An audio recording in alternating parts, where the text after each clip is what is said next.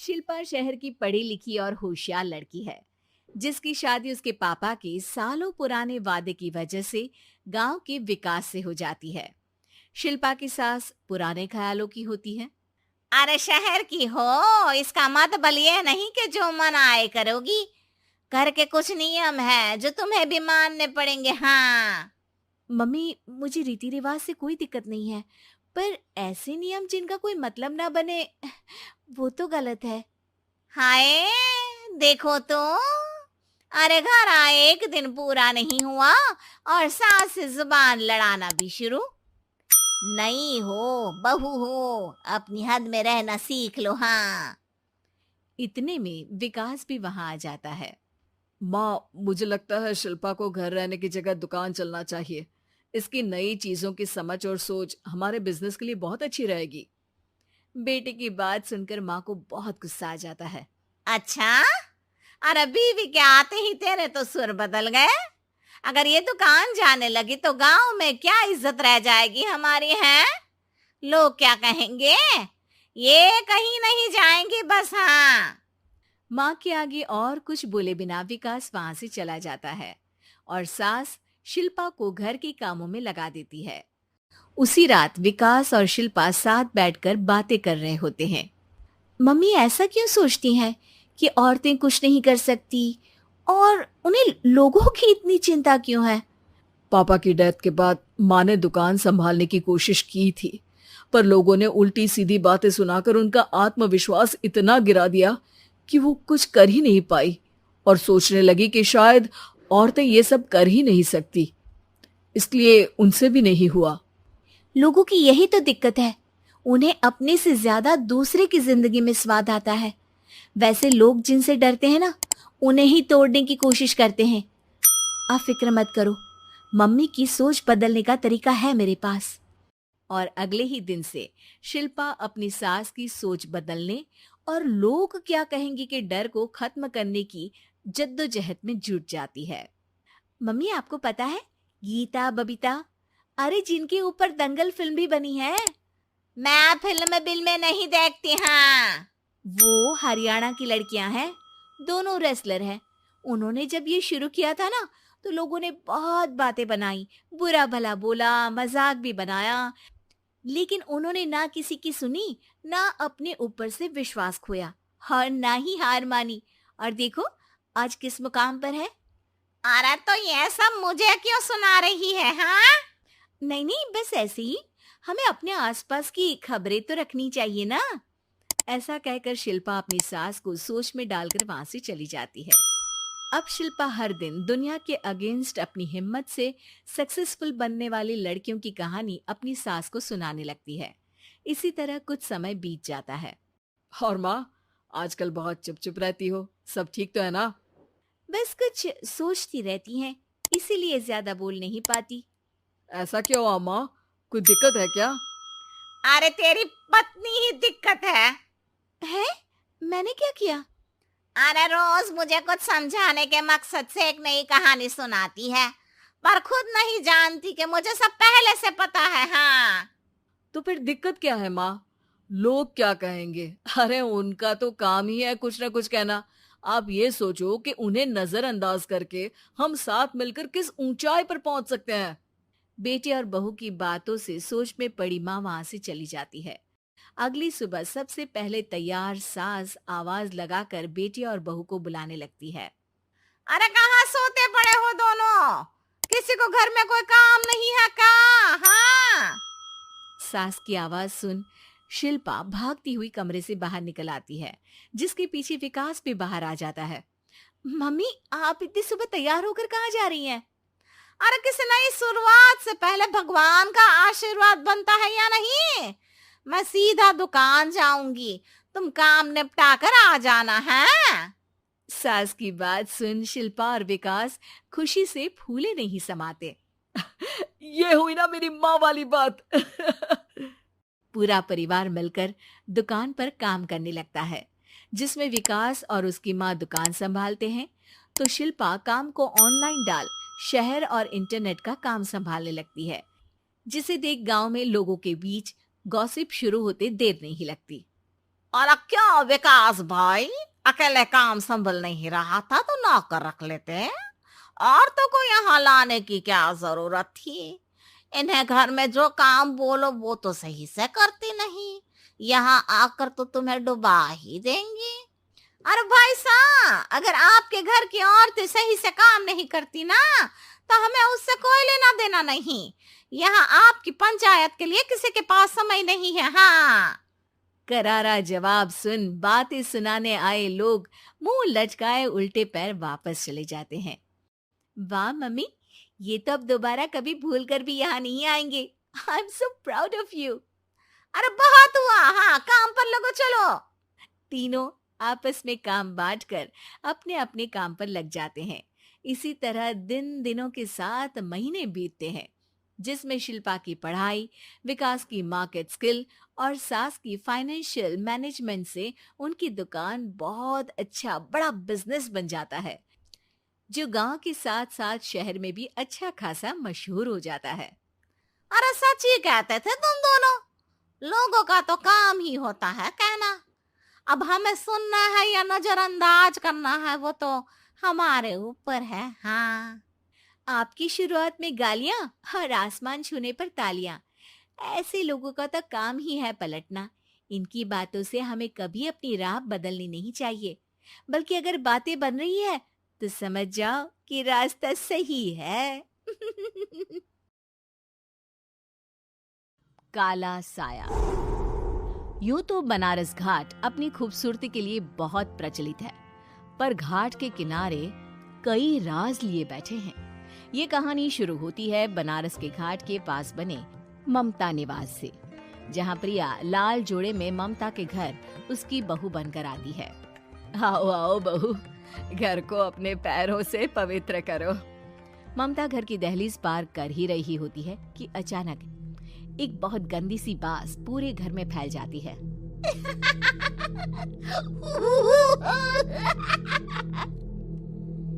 ये बदबू और ये आवाजें, ये कौन हंस रहा है माँ? अब ये पड़ोसी ना हमारे थोड़े अलग से है। कहाँ हम शाकाहारी और ये मांस मच्छी खाने वाले। छोड़, तू ध्यान मत दे और गृह प्रवेश कर। और हाँ बहू, अपनी सास की एक बात हमेशा याद रखना, इन पड़ोसियों से तो कभी बात नहीं करेगी। अच्छे लोग नहीं है ये। अपनी सास की ये बात मानेगी ना बेटा?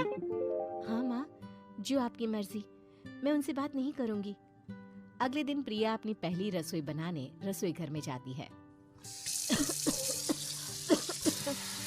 ये छोक की बात तो नाक में जा रही है। एक काम करती हूँ, खिड़की खोल देती हूँ। प्रिया खिड़की खोलने जाती है। इतने जाले, लगता है इस खिड़की को कभी खोला ही नहीं गया। पर ऐसा क्यों? ओह, नॉन वेज की स्मेल आती होगी ना। 2 मिनट के लिए खोल लेती हूँ, फिर बंद कर दूंगी। प्रिया खिड़की खोलती है। खिड़की खोलते ही उसकी नजर सामने वाले घर की खिड़की पर पड़ती है, जहाँ एक लड़की खड़ी होती है, हाथों में मेहंदी, लाल रंग की साड़ी, बिल्कुल सजी धजी, मानो प्रिया की तरह ही वो भी नई नवेली बहू हो। वो प्रिया को देखकर मुस्कुराती है। हे भगवान, माँ ने तो इनसे बात करने को मना किया था।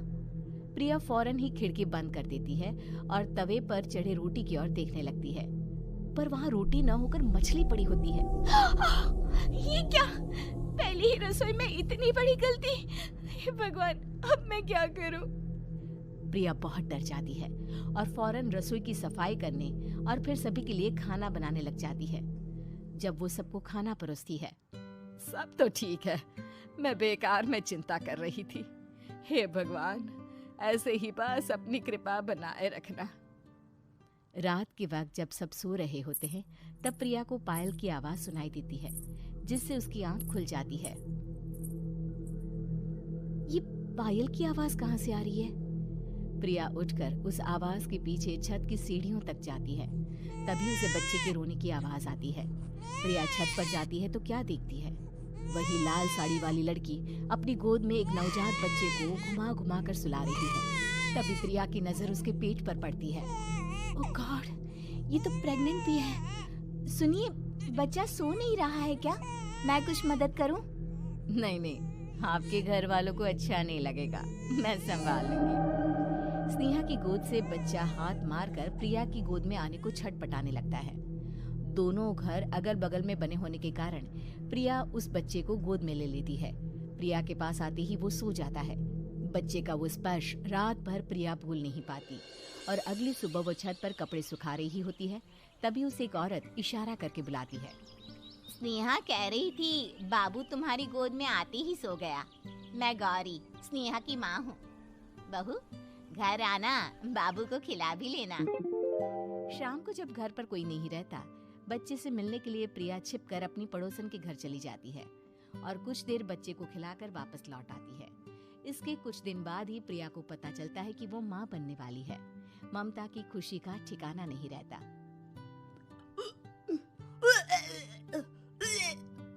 माँ जी, पता नहीं क्यों उल्टी आ रही है। प्रिया भागती हुई वॉशरूम में जाती है तो हरे और लाल रंग की उल्टी करती है। उस उल्टी में से कीड़े निकलते हैं। ये क्या? खून और ये कीड़े! माँ!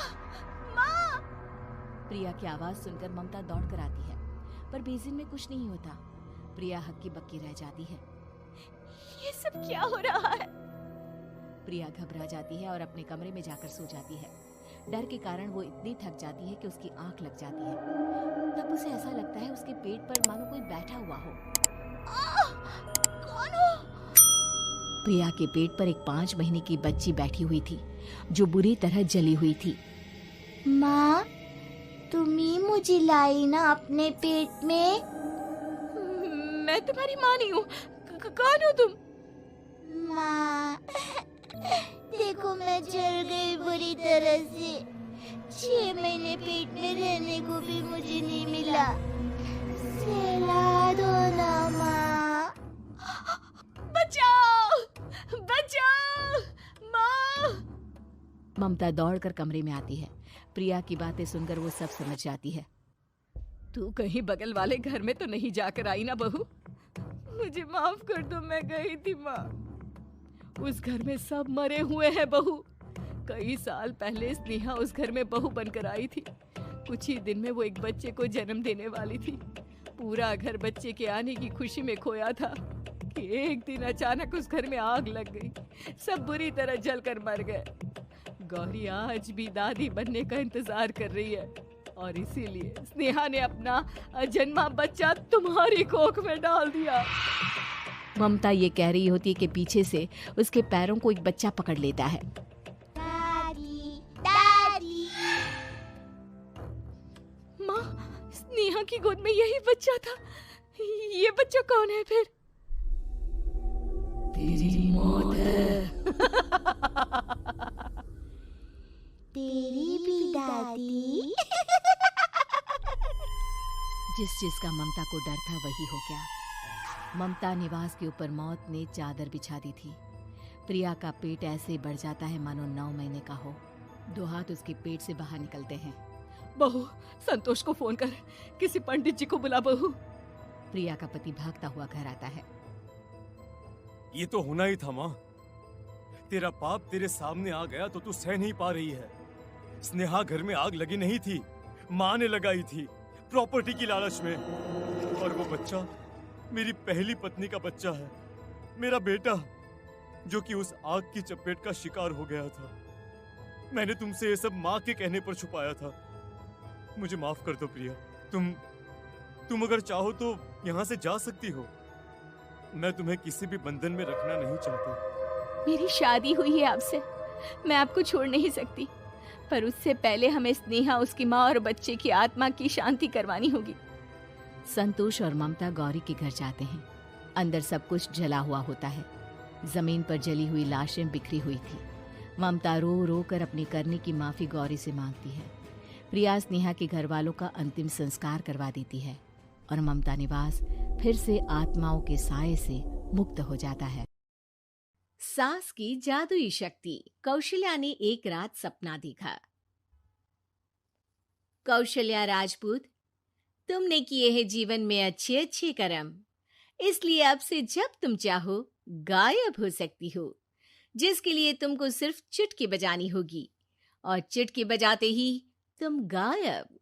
बस एक बात का ध्यान रखना, जहां तुमने कोई गलत काम किया, तुमसे ये शक्ति वापस ले ली जाएगी। कौशल्या की नींद टूट जाती है। ये कैसा सपना था? गायब हो जाऊंगी मतलब? हे भगवान, कंबल ओढ़ के सो जाती हूँ, सपना कंबल के अंदर नहीं घुस पाएगा। कौशल्या डर के मारे कंबल ओढ़ के सो जाती है। सुबह कौशल्या मंदिर जाने लगती है। अरे बहू, जल्दी चल, भिखारियों को खाना भी तो खिलाना है। हाँ माँ जी, अभी आई। आज तो खीर और पूरी बने हैं, सब खुश हो जाएंगे। दोनों सास बहू कार से खाने का सामान लेकर मंदिर पहुंचते हैं और भगवान की आराधना के बाद मंदिर के बाहर बैठी भिखारियों को खाना खिलाने लगते हैं। दीदी, आप हर हफ्ते आते हो, इतना सारा करते हो हम लोगों के लिए। मैं आपके लिए रोज अलग से दुआ मांगता हूँ। ये तो फर्ज है हमारा। दीदी, थोड़ी पैसों की मदद हो जाती तो अच्छा होता। बड़े चौराहे पे मेरी बीवी भीख मांगती है, उसका इलाज करवाना है, 100-200 रुपए लग जाएंगे। कौशल्या उसी वक्त भिखारी को 500 का नोट दे देती है और दोनों सास बहू वहां से लौटने लगती हैं। तभी कौशल्या को कोई शंका होती है। अब बहू रुक, तो मैं अभी आई। कौशल्या वापस वहीं जाती है तो देखती है कि भिखारी वहां है ही नहीं। कौशल्या को रात का सपना याद आता है। वो चुटकी बजा के गायब हो जाती है और सीधे भिखारी के पास पहुंचती है, पर भिखारी को वो दिखाई नहीं देती। कौशल्या देखती है कि भिखारी उन पैसों से शराब खरीद रहा है और कौशल्या उसे वहीं एक चाटा मारती है। अरे कौन है बे? एक और चाटा पड़ता है। अरे कौन है? कौन है? हिम्मत है तो सामने आओ। भिखारी को झूठ बोलने पर तड़ातड़ चांटे पड़ते हैं। वो वहां से भाग खड़ा होता है। कौशल्या चुटकी बजा के वापस बहू के पास आ जाती है और मन ही मन सोचती है, ऐसे तो मैं कितने गलत काम रोक सकती हूँ, कितनी ताकतवर हूँ मैं, किसी को पता भी नहीं चलेगा। सासू माँ, आप क्या सोच रही हो? अब कुछ नहीं, कुछ भी तो नहीं। ठीक है, मुझे ना थोड़े पैसों की जरूरत थी। मेरे कजिन भाई है ना, उनकी तबीयत थोड़ी इधर उधर हो रही है। वो तो खुद से नहीं कहेंगे कि पैसे दे दो, पर बहन होने के नाते मेरा तो फर्ज बनता है ना कि भाई की मदद करूं। अरे हाँ हाँ, ले जाना पैसे। पैसे इसीलिए तो कमाते हैं कि जरूरत में काम आ सके। घर पहुंच के कौशल्या अपनी बहू को 10,000 रुपए दे देती है। कब जाएगी तुम मायके? कल शाम की ट्रेन है। दोनों काम में लग जाती हैं। तभी काम वाली दीदी वहां आती है। आज ना मैं आप लोगों के लिए पनीर बनाऊंगी।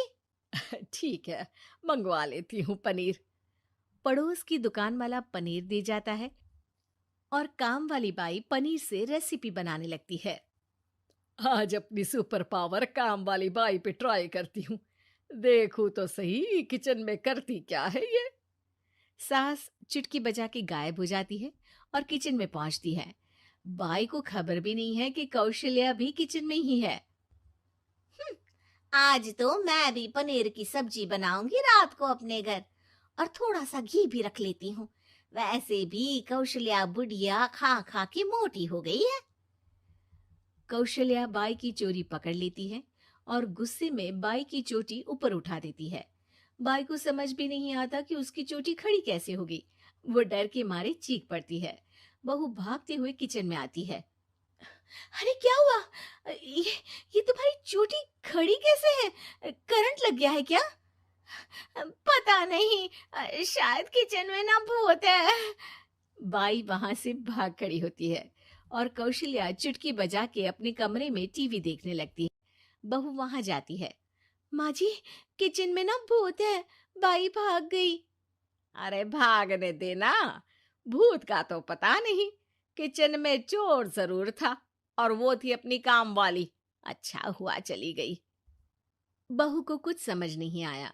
उसने किचन में जो देखा उसके सदमे में जो थी वो अभी तक। अगले दिन बहू अपने मायके के लिए निकल जाती है। कहीं भिखारी और काम वाली की तरह बहू भी तो मुझे धोखा नहीं दे रही। अरे कहीं वो पैसे ले जाके शॉपिंग तो नहीं करने वाली ना? अभी पता लगाती हूँ। मुझसे कुछ छिपा है भला? जैसे भगवान सब देख रहा है, वैसे ही मैं भी सब देख रही हूँ। सास को अपनी शक्ति पर घमंड आ गया था। वो अब अच्छे काम करने की जगह अपनी शक्ति का इस्तेमाल खुद का शक मिटाने के लिए कर रही थी। वो चुटकी बजाती ही बहू के मायके चली जाती है। भैया, आपने बताया क्यों नहीं कि इतनी तबीयत खराब है? अरे तेरी सास बूढ़ी हो गई है, इतना भला काम करती है, उनकी मदद कौन करता है? यहाँ तो और भी लोग हैं ना। भैया, मेरे पास कुछ पैसे हैं, आप दूसरे डॉक्टर को दिखा दीजिए ना।